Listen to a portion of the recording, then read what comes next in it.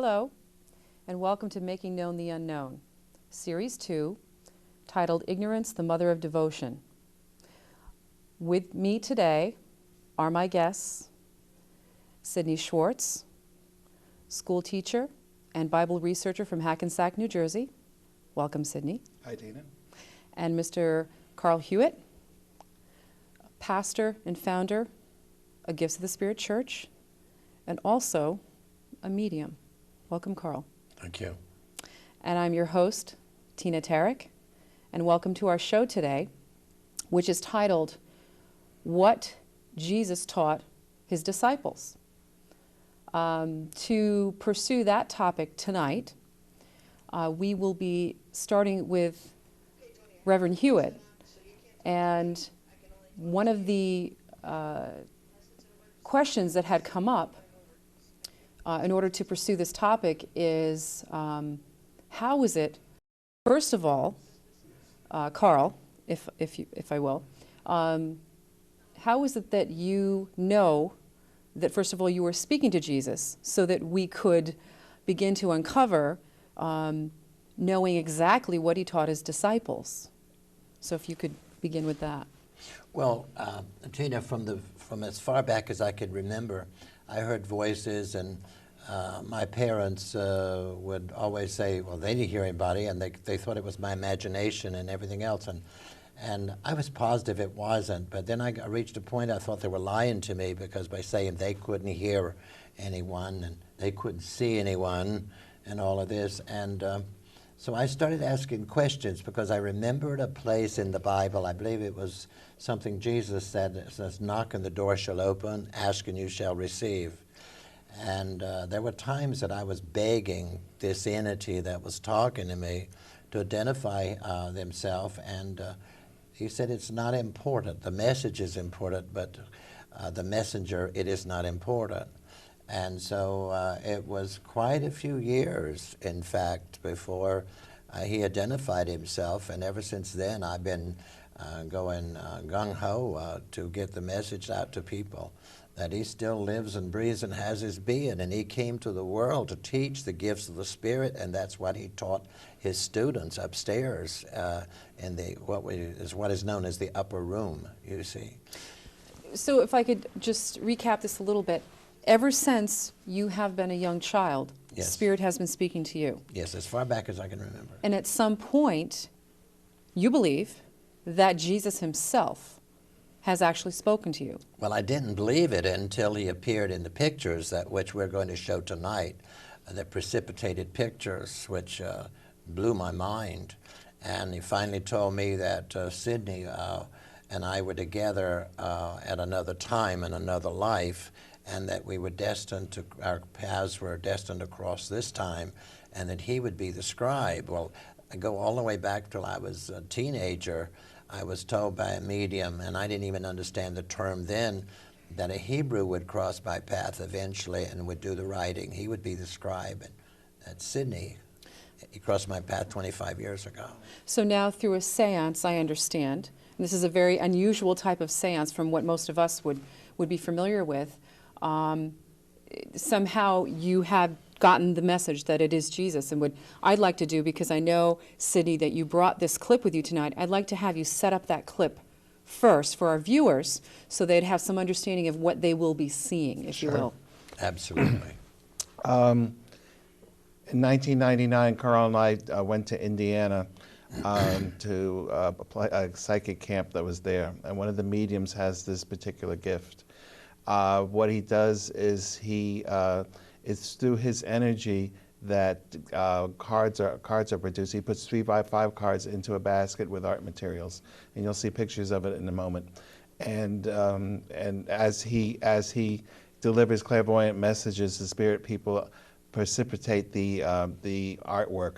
The word precipitation comes from chemistry, and if I remember it right, when I took chemistry, we had two clear solutions two test tubes. There were clear solutions. You poured one into the other, and all of a sudden this heavy yellow substance formed because the compounds switched, the elements in the compounds switched. It formed this white heavy thing which eventually settled on the bottom, and that was called a precipitation.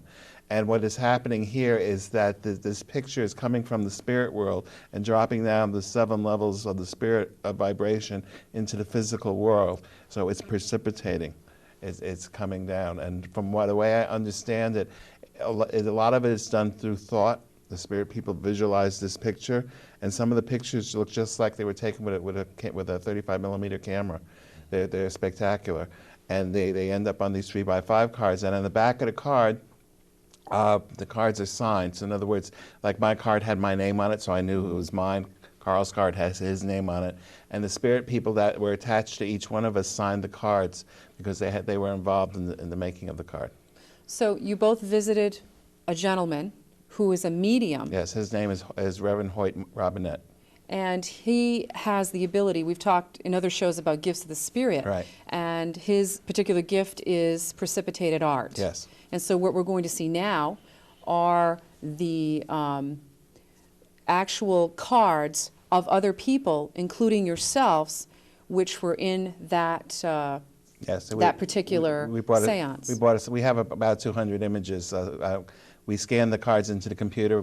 The people allow us to do that. So we brought about 18 with us. So you mean to tell me, just to clarify this, because it's very difficult for people who see this to conceptualize this, blank 3x5 cards are put into a basket. Yes. And with what art supplies? He takes a brand new package of cards. He opens it up. He hands them to someone who's attending the seance. They examine all the cards. They're all totally blank. And then he covers the basket. Yes, he puts in some cards, and he puts in some of the art materials like felt pens and things like that. Cards, felt pens. He makes like what he calls layers or sandwiches, and then he covers the basket up, and then the spirit does all the rest. The other thing I want to mention too, in the upper room, which was donated to him by a wealthy lady. Donated to Jesus. Donated to Jesus, so that he had a place for his students to go. And he was teaching them, and of course they called all of this things that he was doing, which was a gift of the Spirit, they called it miracles. And but they did not have the confidence in themselves that they could do any of this. He said, what you see me do, you can do. Even greater things shall you do. You see, all he taught was the gift of the spirits, and the only thing he demonstrated was the gift of the Spirit, which he demonstrated the phenomena in the beginning. What people are going to see on this program tonight, you are going to see the phenomena just like he demonstrated in his day. And in his day, he was also capable of all of these precipitated art. Yes. He could take the water and change the molecules of the water and make it wine. He could have changed it to vinegar, anything he wanted. He did it with his mind. On the way to the crucifixion, according to the Catholic tradition in the Stations of the Cross, Veronica came up to him and put a cloth over his face to wipe the sweat off. And when she took it away, the image of his face was on the cloth. This would be the same gift as precipitated art. Okay. Well, viewers, be prepared. This is something that is going to knock your socks off. So if we could roll that clip now. Thank you. Fasten their seatbelts. Reverend Hewitt Z. Robinette has a truly remarkable gift. He provides the energy for the spirit people to precipitate art on 3x5 cards. The dictionary definition of precipitation indicates that it can be a term in spiritualism. The people in the spirit world create these pictures in their realm, and then it precipitates or falls in its vibrational rate to materialize on the card. Hewitt takes felt-tip markers, oil pastels, crayons, and colored pencils and places them into a tightly woven basket, along with blank 3x5 cards. He then puts the lid on the basket, which allows the art materials to be in a totally dark environment. Just as light would destroy an image recorded on photographic film, this type of phenomena cannot be done in the presence of light. However, the people attending the seance can sit in a room with the lights on because the basket will not allow any light to affect the art materials. Once the basket is closed, Hewitt goes into a trance state. While he delivers clairvoyance messages, The pictures are being produced. When the messages are over, the cards are ready.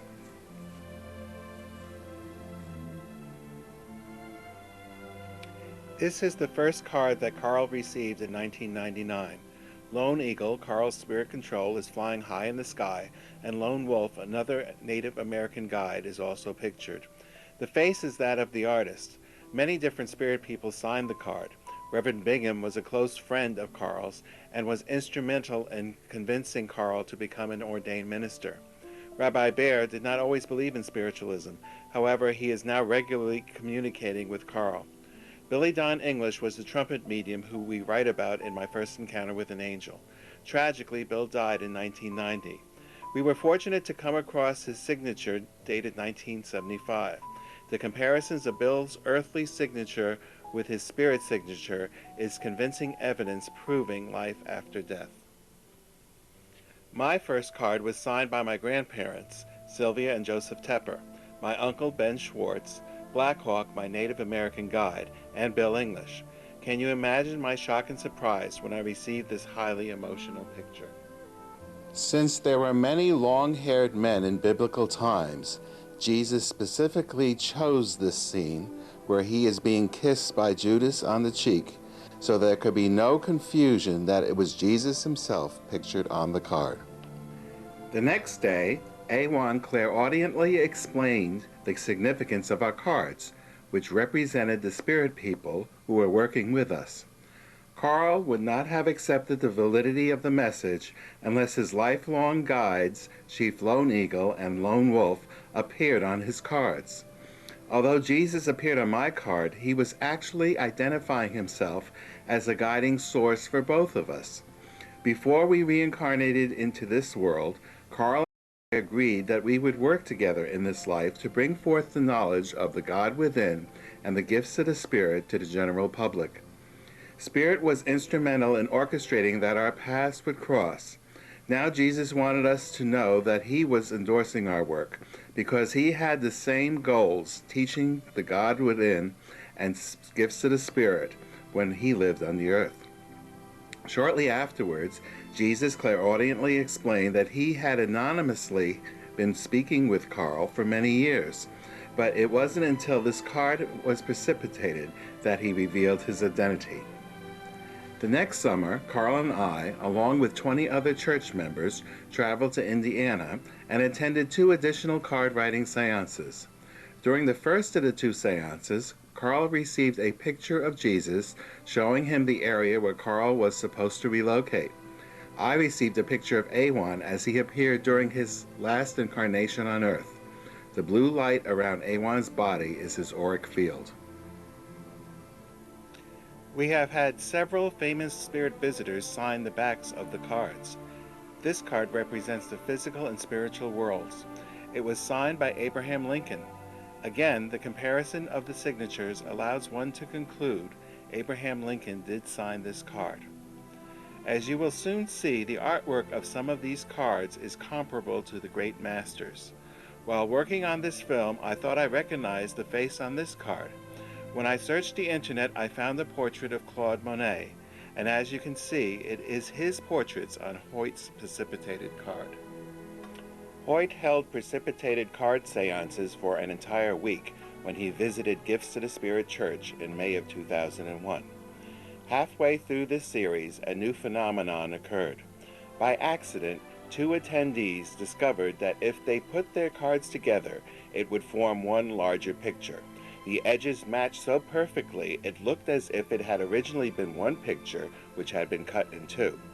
Hoyt was quite excited by this because it had never happened before. Then we discovered 2 other doubles, which did not align perfectly. However, the most mind-boggling event occurred on the last night of the seance. One of the attendees recognized a duplicate of her card that she received on the first night. When the 2 cards were placed side by side, they formed a perfect picture, despite the fact that one was precipitated a full week earlier than the second.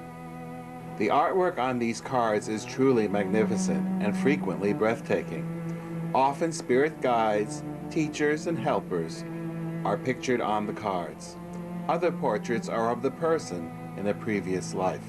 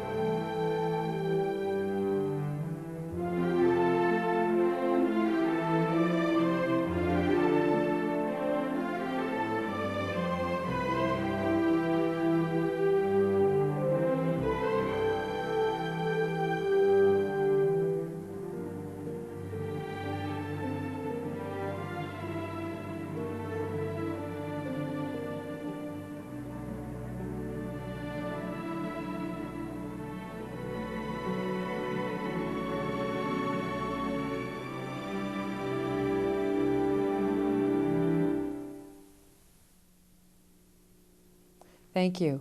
For those of our viewers out there who may have just tuned in, what we just saw were cards from a seance by a gentleman by the name of Hewitt that had been put together as a result of his mediumship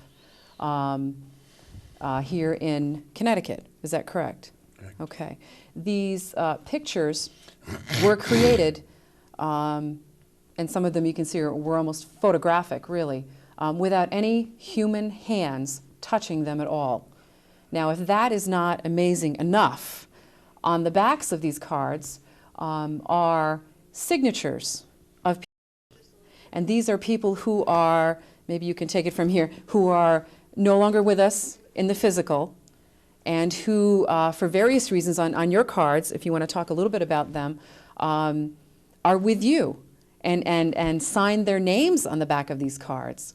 One of the people that I noticed that was with you, Carl, early on was Chief Lone Eagle. Lone Eagle. I don't know if you want to talk a little bit about this particular person. Well, Lone Eagle appeared to me when I was a young boy. I was probably 9, 10 years old. He appeared to me, and I thought he was one of the neighbors' kids. And he would appear to me, but I would never see him, let's say, come up and climb up the tree where I had a hiding place. I had the only invisible tree house in the world because I was so outcast because of my family thinking I was possessed by the devil. I used to go in the woods. I spent a lot of time by myself, and he would always be there somehow or other. And as a kid, I never asked him, you know, where do you live? Where's your house? Where's your parents? All that. I never thought of that. And then later on in life, he just seemed to disappear. So I assumed he left because where we lived, there was a lot of people that lived there in the summertime, and they'd go home in the winter. And so he appeared later on when I was probably in my mid-teens. And I asked him, I says, where have you been so long? And he said, you haven't figured me out yet? I said, what do you mean? He said, you haven't figured me out to know that I'm not real like you. I'm not a physical being. And I said, what do you mean? He says, I'm a spirit being. He says, I'm able to materialize in your presence, and I can dematerialize, but I've never allowed you to see me do either one. Because he said, you would have been taught, you've been taught bad enough already.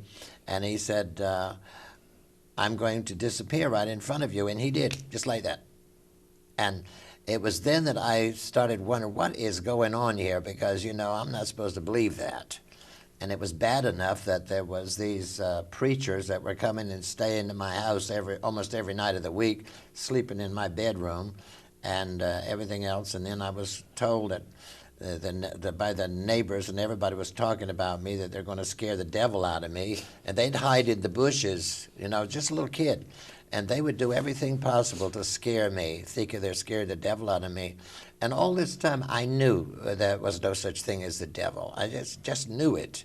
And later on, Jesus told me there was no such thing. He said that, I said, well, what about the time you were in the desert, 40 days and 40 nights? He said, I went out to capture and control my own ego.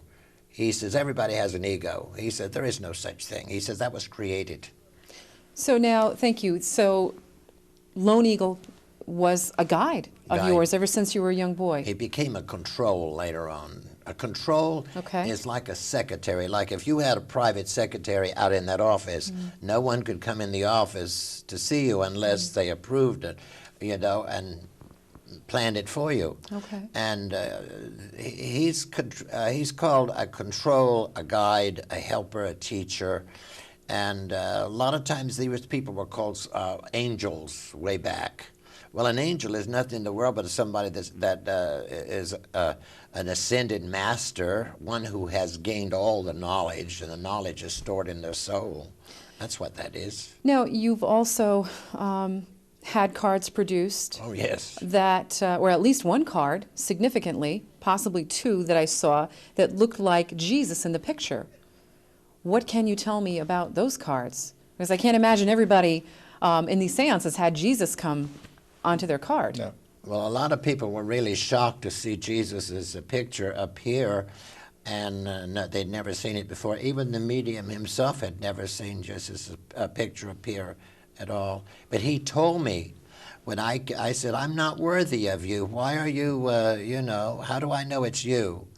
And finally he said, the day will come that you will know that who it is. And then it happened. And since then he's been in touch with me, and I said, yeah. I think I said something, yeah, I'm Abraham Lincoln. When he was trying to tell me he was Jesus, I'm Abraham Lincoln. Yeah. So of course, like anybody out there, if you're hearing somebody say to you, and I think that's pretty easy to understand, that most people, if they had heard Jesus saying Jesus to them, they probably thought they were nuts. Yeah. And you yourself, I mean, you're human. You of course disregarded it when you first heard it. And it blew my mind. And I did a lot of hiking and thinking about this. I tried to get away from people, and so I could turn within, because he said that God is within. He said he did not come to the world to teach a religion. He did not come here, and he never taught a religion. And he said that the thing that made me so sad, I was extremely sad after this, he said that he had never had a moment of peace since he went through that horrible death. And I said, that brings up a question on my part. Who was it that really killed you? I mean, is it true that you died for the sins of the world? He says, no, I did not die for the sins of the world. I died for the sins of the priest. He said, he was a threat to them. And he said, they ganged up on me and had him killed, because at that time, the priest ruled everything. They made all the laws and everything else. And he said they had no choice but to string him on the cross. And he said he went through this horrible death.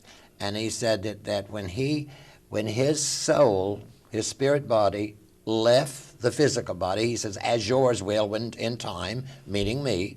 He said, the moment that your physical body dies, it gives birth to the spirit body, and you go on. He says, I have taught that everybody has two bodies, a physical body and a spirit body. And I started understanding this. So, I mean, in many of the funerals that I have held, that I have handled, the person, the body was in the casket. The person appeared to me here in one case, not too far from here, and I'm not going to name the city, but it's not very far from where we're recording this. I knew this couple very well because we went fishing a great deal together, and he appeared right side of me because his widow was over there in the back, and she was really crying, making all kinds of noise and everything else. But they never got along, and she was hoping he'd kick the bucket before she did.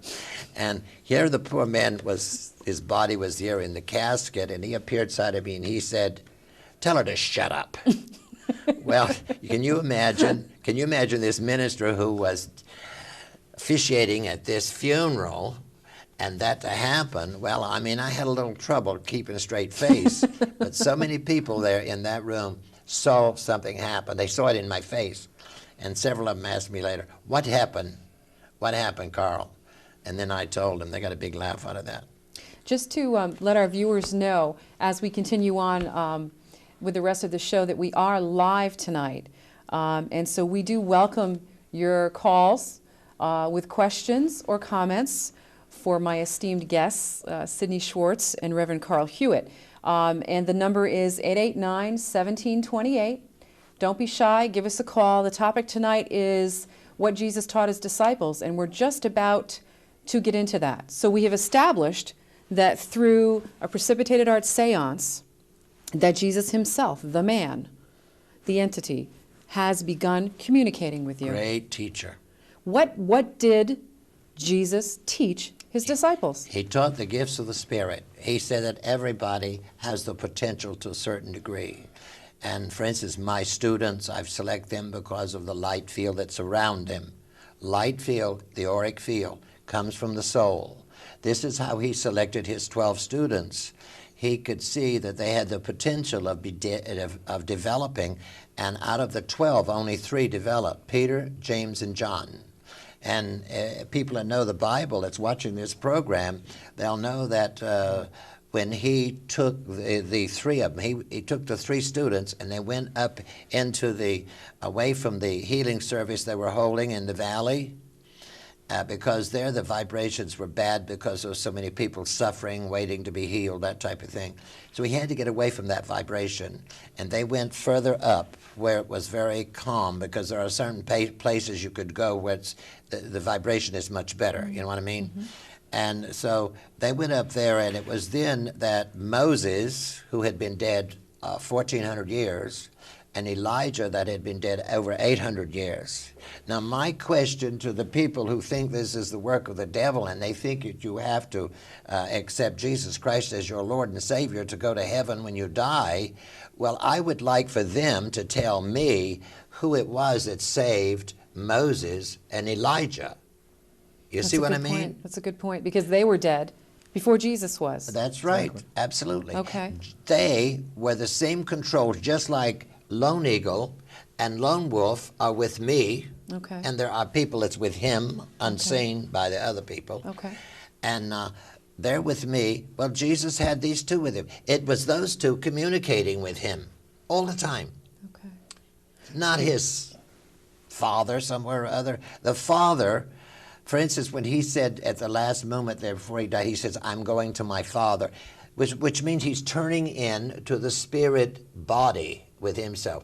That is the Father. That is the I am, the source, the is, the God. That's all it is. And when people understand this, I have a prayer I typed before I came here, and towards the end of the show, I'm going to announce this. Good. And if people will listen to this, write it down, your life will change more than you could ever imagine, because you are turning within. The thing is, everybody's been looking outside of ourselves. Thank you. At the end of our show, I will remind you to share that with our viewers. All right. But I think in the interim, Sidney, you had something you wanted to offer to this. Yes. Going back to when Carl was talking about Jesus picking his disciples and seeing their auric field, if you read the Bible closely, it specifically says that. In the Gospel of Matthew, chapter 4, verses 18 to 22, it reads, as he was walking, meaning Jesus, along the Sea of Galilee, he watched 2 brothers, Simon, now known as Peter, and his brother Andrew, casting a net into the sea. They were fishermen. He said to them, come after me, and I will make you fishers of men. They immediately abandoned their nets and became his followers. He walked along further and caught sight of 2 other brothers. That word caught sight, the phrase caught sight, is where it's implied that he was seeing their auric field. That's right. And they were James, Zebedee's son, and the brother of John. They too were in the boats getting nets in order, and with their father Zebedee. He called to them, and immediately they abandoned the boat and went to follow him. So because he saw the auric field around them, he knew that they had certain potentials to do the gifts of the Spirit, so he chose them as students. So he was a teacher. We've established that in Yes, other shows. exactly. And he chose 12 students, and of the 12, 3 developed. Now you ask any Jewish person and they'll tell you that he was a prophet. Remember, prophet, seer, oracle, medium. These are different labels to describe the gifted person. The Samaritan woman at the well in chapter 4 of John, you know, when she was in a conversation with Jesus, and Jesus picked up a water pot and knew that she had lived with 5 men and none of them were really her husband, and her response was, "I see you are a prophet." So she understood that he was a prophet, that it was just, you know, today's term would be medium. So Jesus taught these men, and I'm guessing that at that time these were all men that were involved in this. He taught them many, many different things, but how did he go about teaching them? Where did he teach them? Upstairs in the upper room. What is this infamous upper room? Well, he didn't have no place. He didn't have no church. He didn't have no Okay. temple. And this woman felt sorry for him because there were so many people that were so interested in what he had to say because it made more sense than anything that the priest was saying, you see? And so she offered him this room because her husband had died, and this was where he stored his pottery until he sold it in the market downstairs. And so she didn't need it anymore. She had plenty of money. And so they cleaned it out up there, and that was the meeting room. And each one of them had a sheepskin, and that's where they sat. They sat in the same place every single night, and they met every night at 6:45 in our time. Okay. I pinned him right down to give me some answers. Really. I mean, it was just like talking to my neighbor. I said, "I want to know. You want me to share this work with others?" I said, "Then you got to answer some questions." You see. And I wanted to know why. I said, "Why didn't you appear to the Pope instead of me? I'm nobody." And I hate to say it over the air. I'll hold it back. I'm not going to say what he said. Well, He told me there's 12,000 religions on this planet, and he says none of them are teaching the truth. so then I guess, I don't know what you were going to hold back, but a question that I'm not going to hold back is, why hasn't Jesus, that we know of, that I know of, that we've heard of, appeared to anyone else, or has he? He has. Really? He has appeared, but in some cases, they wouldn't even allow him in the building because the way he dressed. Wait a minute. Okay, so he appeared in spirit to No, people. He could materialize to look just as real as anybody in this studio. You're But kidding. he could also look like a bum. Really? He appeared as bums. So he was in essence also testing people. Absolutely. Absolutely. You So, see, with okay. me coming from North Carolina, there was a lot of prejudice in my family, you see. And there was times that he appeared to me as an Indian. He appeared to me as a black boy. He's capable of doing all of these things, you see. And he's doing that to test people. Test people. Because? Why? Because they've been taught one thing, and he's been trying to teach them another. And the thing he said to me, and I should have said that right away tonight, he said, "There is one thing I want you to start your talk with the people. Remind them they've got a brain. Remind them that they've got a mind. And from that moment on, use it." He said, "Nobody ever uses their mind." He said, "That's why your brain is shut down." He said, "Does anybody ever ask their physicians how much of their brain is working?" He said, "If the physician is truthful, he'll say about 10%. He said, "Why is it working?" He says, "It's not being used." Okay, so I know that I have heard, even throughout school, that we use a small percentage of our brain. Why are we using only a small percent, and what's the rest of it for? To hold up our hair? No, he said that there are chambers in the brain. There's a chamber in the brain that enables a person to transfer the healing power within themselves from God, the God within them, into the body of another person that's sick.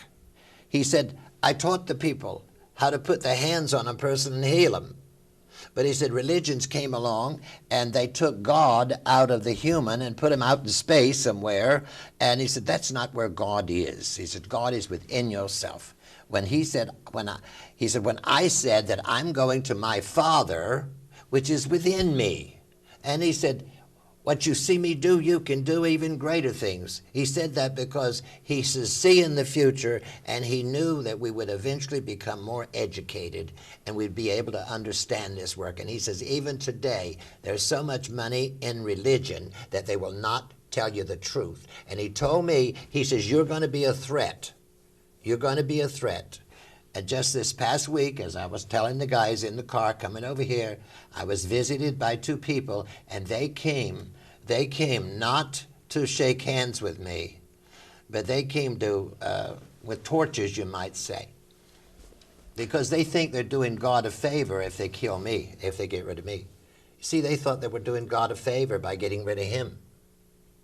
And he said, if God is outside of you, he's out here, and he said that if God created heaven and earth and the devil, he said, I wish somebody would start thinking, why don't they wonder, why don't they ask the question of me, why doesn't this God, if God can give life and take it away, why doesn't he zap this old bastard and get rid of him, the devil? Get rid of him. He said, there is no such thing. There's only God, but God is within everybody. And the last thing I want to say with this, I only wish that the people were open-minded enough and that I could have 30 or 40 small children that's not brainwashed in religion and teach them the gifts of the Spirit. They would become the most wonderful, gifted people on the planet. All they need is the teaching, the tutoring. This is what Jesus tried to teach these young men. 3 of them developed, that's all. Carl, you have a lot on your plate.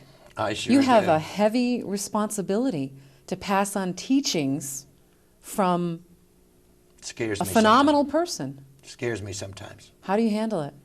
Sometimes I don't sleep very well, and last night I didn't sleep very well. Okay.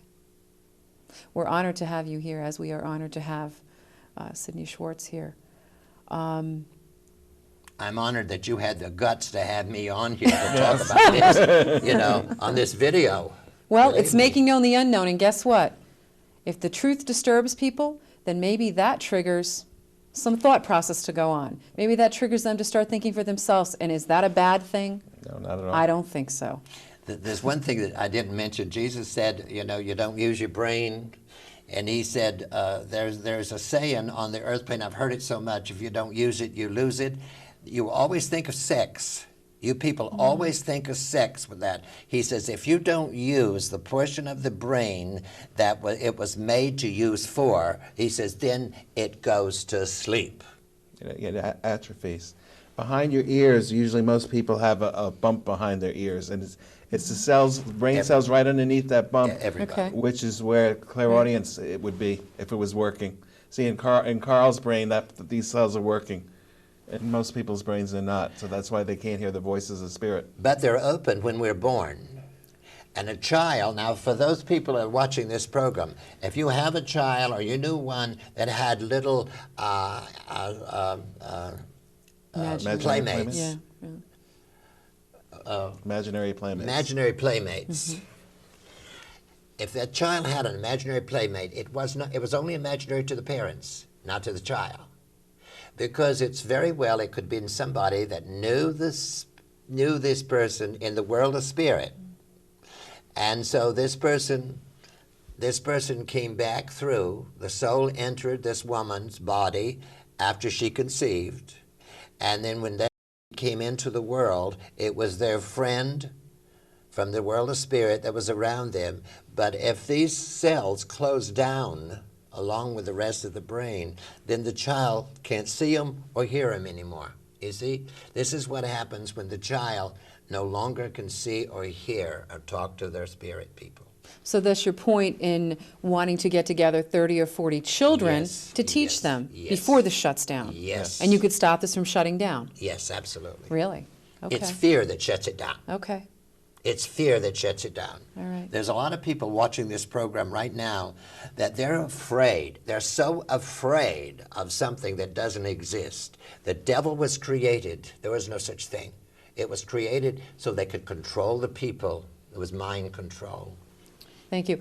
Viewers, I just want to remind you that we are live tonight with Sidney Schwartz and Reverend Carl Hewitt. If you should have any questions or comments regarding our topic tonight, which is what did Jesus teach his disciples? And the number is 889-1728. Any question is a good question. We welcome your thoughts and your comments. I see that we do have a call, and I will take that call now. Hi, caller. Hi. How are you? Hi, good. Hi, Carl. Hi, Sidney. Hi. I've seen, or I've met with Carl, and my question is how could I refine the gifts that I do have, the gifts of the Spirit? My question would be, you would have to spend a lot of time by yourself. As Jesus said, go within the closet, your own closet of prayer. That means that you have to get away from people and that you have to put your focus within yourself, not outside of yourself. And this gives me a good time to say this. I'm really glad you called. And if you visualize that you are in a bubble of light, which is the light from the soul, and if you realize that is the light of God, and if you say, Lord God of my being, unto the Father within, come forward this moment, this hour, and bring forth the Christ that is within me, and release the enzymes from my brain into my bloodstream, that my body, your temple, be healed. So be it. Don't say amen at the end of this prayer. Say, so be it. Because amen was the second name of Buddha, second Buddha. There was two Buddhas. And when people heard him get up on the balcony, and he taught the people down in the square, and when he finished his talk and took one step backwards, everybody would yell his name, Amen. And Christianity borrowed that, because that was a religion that lasted about 400 years up to the time Jesus was born. So if you spend a lot of time asking the Lord God of your being to come forward, and that you're willing to be an instrument of the Spirit, sooner or later you're going to have results. But don't be afraid. A lot of people are afraid if they hear a voice or someone materializes in front of them. In other words, we're talking about a ghost now. It's very possible for a person to materialize, and sometimes the person looks just as perfect as your neighbor would look. There's nothing to be afraid of. You will never see a spirit with a gun or a knife in their hand. I assure you of that. If you want to see that, go out on the street. Okay. Thank you very much. One other thing, caller. This is more like a meditative state, just... Yes, it's very important. Caller, hold on just a minute. Sidney wants to make a point. It's a good idea if you're going to use this affirmation to close your eyes, Yes. and also to put a blindfold on or a pair of blinders so you keep all light off your eyelids, and that way you're totally in darkness, and so it makes it much easier to go within. Great. Thank you. Thank you, caller. Bye-bye. Okay, bye. Okay, so then I had a question as a result of what you just advised one of our callers. You had them repeat, or you suggested for them to repeat what I guess you could call an affirmation, or maybe a prayer. I don't know what the best word Same would thing. be. And throughout that, I heard a reference to the Christ within. That's it. Now, isn't there only one Christ, Jesus Christ? We're all Christ. We're all Christ. How is that? Well, Christ means a person that is has all the information, has all the knowledge. Knowledge is stored in the soul, not up here. This is dead when the body's dead. Stored here. Okay. The soul is an energy field. It is not physical. If you look at it like a ball of energy here, and it records everything from the time we're born all the way to we're about 27 to 30, it's recording what we look like. So if a person is 90 years old and they die, their spirit body only looks about 30, never older than that, you see? Okay. So the word Christ means total knowingness. This is what Jesus was trying to teach. So I guess then that answers another question I have. How did you know to suggest to this caller to do these things, to say what they said. I was told clairaudiently to and, tell. and to cover up the eyes and make sure there's no light on the eyelids. What is the significance of all When of he that? sits this close to me, he's also fed the same information. Okay. We have another call on the line. Go ahead, caller. Hi, everybody. I was just wondering why you think Jesus appeared on the card with Judas. Why, the question is, why did Jesus appear on the card with Judas? Judas appeared on the card to help to identify Jesus, because that pose of the kiss of death is so famous. Nobody else did that in biblical times. The other thing, too, I said, I do not believe you, and I said, you will have to go certainly out of your way to prove to me it's you that's talking to me, and he was determined. And the moment that I saw Judas kiss him on the cheek, that is the kiss of death, because the guards that came to arrest him, nobody would point him out of the crowd. And so he had a long beard and all of that, and there's so many men that looked like him. But they did not know who it was they had to arrest, and their boss told him not to come back without him. And so Judas, and he explained that to me, because I said, well, I've heard them say that Judas was this bad person and the devil took him over. And he said Judas was one of the great students of his, great student. And he felt sorry for the soldiers because they didn't know who it was, and they knew better than to go back to their boss without this man. And he said he didn't see any harm in pointing him out. And he simply said, the one that I will kiss on the cheek is the one that you will arrest. He did it, and then the minute he did that, the other students went over to him and said, see what you did? Watch this. He's going to be tortured by these guys. Judas was so naive, he was so innocent that he had no idea he would be treated this way. And then when he found out what they were going to do to him, he went and hung himself. Right. Because he couldn't handle that. He felt so guilty. But Judas is with him in the other dimension. I see. That makes sense now that he was identified that way to the crowd then, and then identified in the card to you. Right, exactly.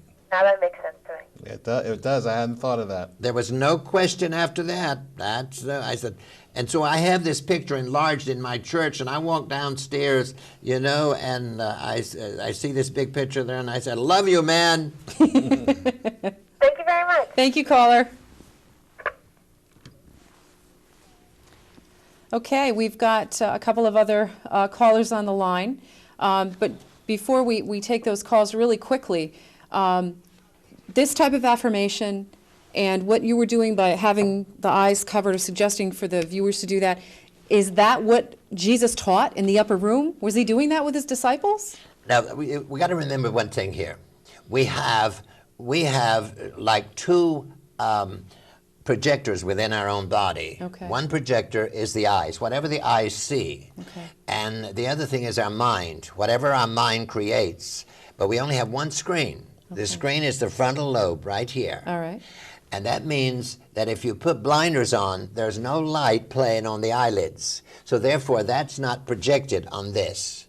And since the God brain, this is going to be surprising to a lot of the viewers, the God brain is back here, right back here. It's about that size. It's about the size of a walnut. And all it does is watches. It watches the screen. It watches to see what you're putting on the screen. So if the eyes are open and everything the eyes are seeing is shown on the screen, and what you got in your mind is shown on the screen, there's a double exposure. It can't figure out what it is you want and what you need because you've never been taught the right thing. See, if you understand what you're doing, when you close your eyes and you put something on your screen or the frontal lobe, the same place you see your dreams at night, you can manifest it. You can bring that into your life if you give it enough energy. That's right. So the point is that if your eyes are open, you're going to see two things, and then the God brain can't figure that out.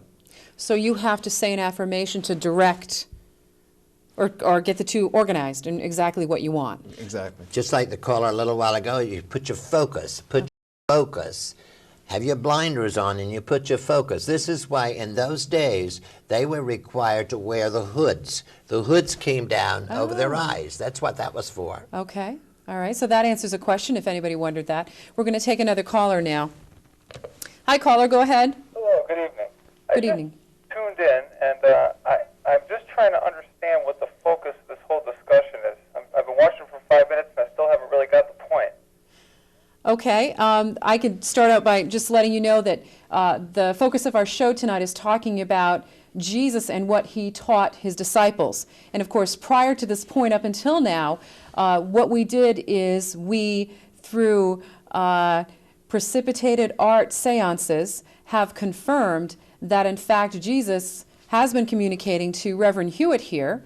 And so thus he and Sidney Schwartz are our answer persons for questions of that nature having to do with the disciples. So we had just gotten into one of the types of practices that these disciples were encouraged to do. And in fact, Reverend Hewitt had just encouraged one of our viewers to try this particular affirmation or meditation to go within to help themselves. Okay. Does that help? Well, that helps. You do a very good job as a mediator there, or whatever. You speak well, and you guys, you're handling it very well. But I guess the point I have is when I initially turned in here, it seems like it's somewhere between watching a religious show and the X-Files, and I got very confused. Okay. Well, see, if you watch us on a regular basis, then you get to see how we try to set a foundation through educating people based on both research and spirituality. So really, my thought is that we're combining science and spirit, whereas in the world today, they really have been separated.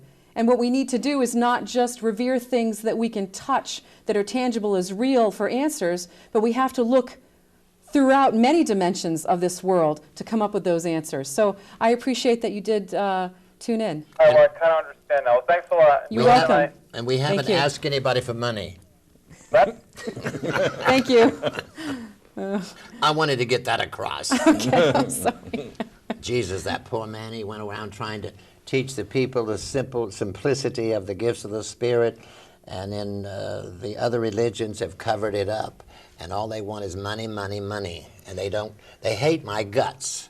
They hate my guts because they don't want me to teach this to the people.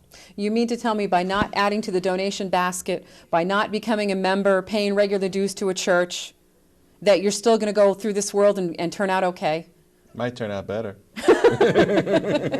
I'm not going to say this to the audience here, but I mean, there was one thing he told me one time, and he said, he said, the day will come that you will see this, and he said it was spoken by quite a famous person.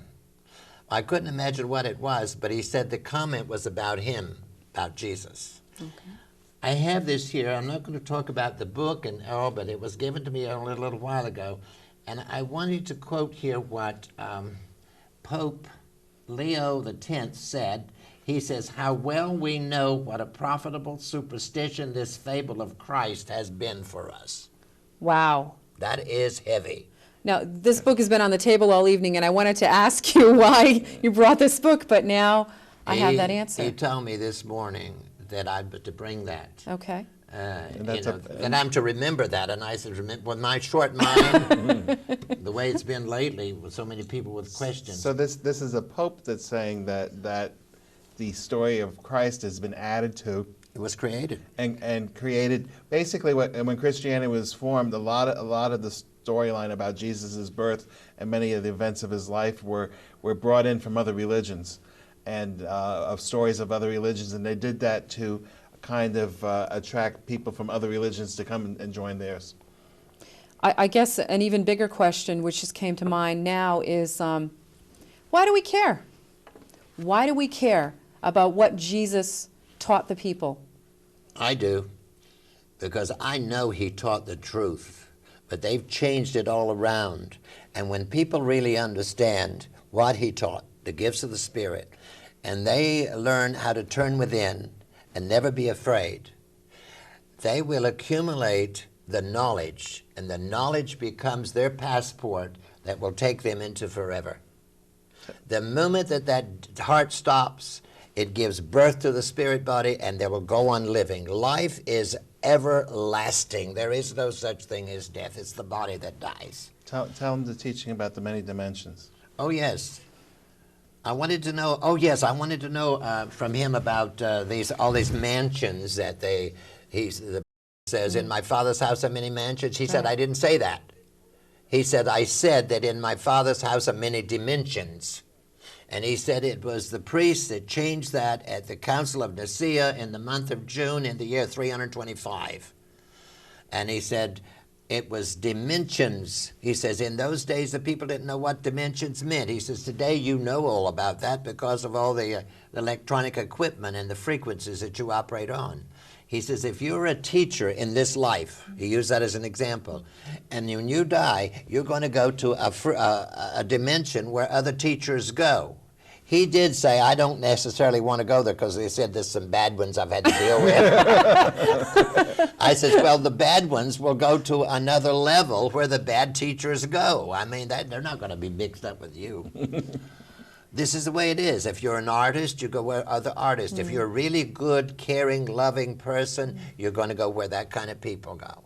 And if you got some bad people, and there's a lot of them on this planet, they're going to go to where the bad people go. And eventually, they're going to get to a point that they want something better. And when they start thinking that way, because remember, thoughts are things, they're projecting that out into the ether waves, and somebody in the higher dimensions will come and help them. Thoughts are things. Okay. Becomes very simple after a while. So in line with thoughts being things, and thinking about the affirmation that you shared with one of our viewers that called in, as well as, of course, the rest of the viewing audience, that reminds me of an affirmation that you brought with you. And it looks to be a little bit longer than the one that you shared with one of the individuals who called in. And we're getting close to the end of our show, and I was wondering if you would want to share that with our viewers, if you would. And also, to preface this a little bit, this is something that is suggested for anybody. Anybody. You don't have to be a medium. No. You don't have to be a priest. You don't have to have said you've heard voices or seen entities. No, Anybody can do this. And the suggested way to do this is to, again, Sidney? Find a quiet place, and maybe one that's without too many bright lights, to put a blindfold over your eyes so that no light can touch it at all. Just quiet yourself down, visualize yourself into a bubble of light in your auric field, and then direct your thoughts right here to the middle of your chest and say the affirmation. Okay, and the affirmation is, if you would. Jesus said, knock and the door shall open. This is what I do. This is what I do. I tap 3 times right there. It says, in my Father's house are many mansions. He said, I didn't say that. He said, I said that in my Father's house are many dimensions. And he said it was the priest that changed that at the Council of Nicaea in the month of June in the year 325. And he said it was dimensions. He says, in those days the people didn't know what dimensions meant. He says, today you know all about that because of all the electronic equipment and the frequencies that you operate on. He says, if you're a teacher in this life, he used that as an example, and when you die, you're going to go to a dimension